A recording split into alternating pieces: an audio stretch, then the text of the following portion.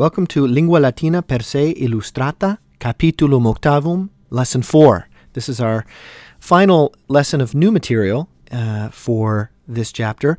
We will likely do one more lesson that's a recap on some of the ideas discussed in the chapter, but that will come later. So what are we going to learn today? We're going to learn about two things in this lesson. We're going to learn about the ablative of price, and we're going to learn about an interesting idea in Latin. It's the verb convenit, and we'll discuss that as well. Our first topic is the topic of the ablative of price. Latin uses the ablative case when talking about the price of something, and we see this generally in the context of verbs of buying and selling. So, for example, in this chapter, we have three primary verbs of buying and selling. We have emere, vendere, and constare. Emere means to buy, vendere means to sell, and constare means to cost. So before we talk about how those are translated, let's take a look at a couple of cases in which these are used. Here's our first instance. Hic annulus centum numis constat. So here we have the verb constare, to cost, right? And you can see also that we've got numis in the ablative case. Hic annulus centum numis constat. Centum numis constat. How would we translate that? Well, we would translate that like this. Blank costs, and then the noun and the ablative. So this ring costs 100 coins. This ring costs 100 coins. And we're using the ablative of price because we're talking about the cost of something. This is one of the cases in which we use the ablative of price. Let's look at another example. Albinus medo annulum vendit, sestertiis nonaginta. So here we have the ablative here, vendit sestertiis nonaginta, right? And how would we translate that sentence?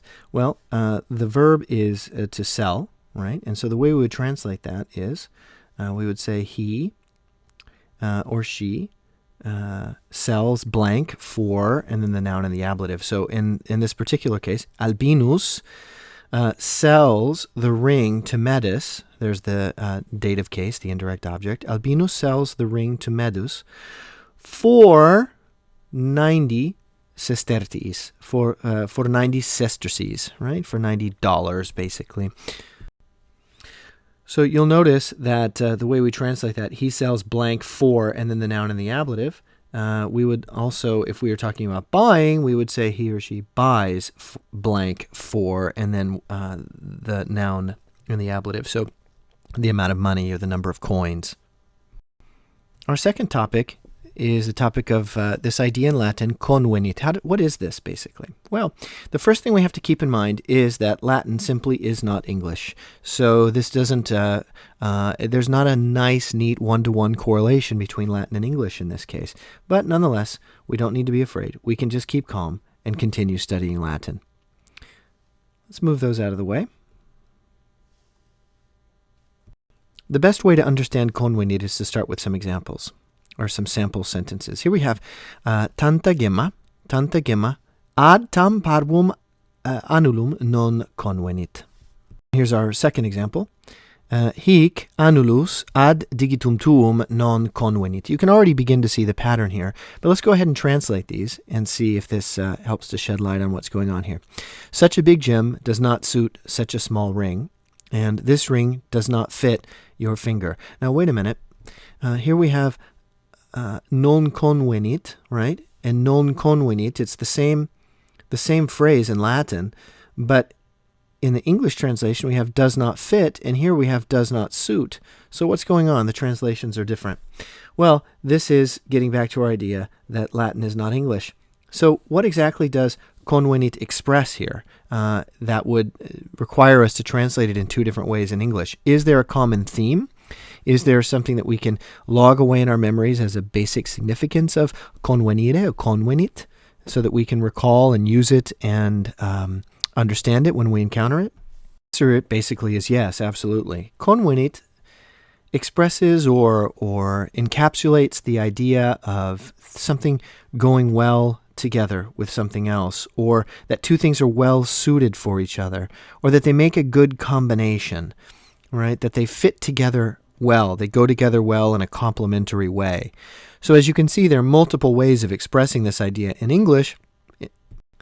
In Latin, however, we get the simple, compact way of expressing this collection of connected ideas. In English, we express it with a single word, convenit, in Latin. And you can also see, if you look again at our sample sentences, you can see that there's a basic pattern that this sentence follows, a basic syntactical structure that you'll see over and over again, which is, let's see, we're going to clear some of these things out of the way here so we can just take a nice clean look at our sample sentence here. So here we have tanta gemma ad tam parvum annulum non convenit. If we break that down into sections, tanta gemma ad tam parvum annulum non convenit.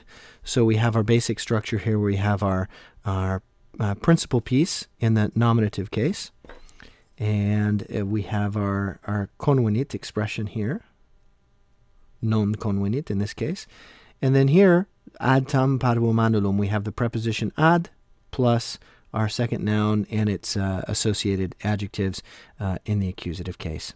Tanta gemma ad tam parvum annulum non convenit. Doesn't go well together with it. It's not suited to it.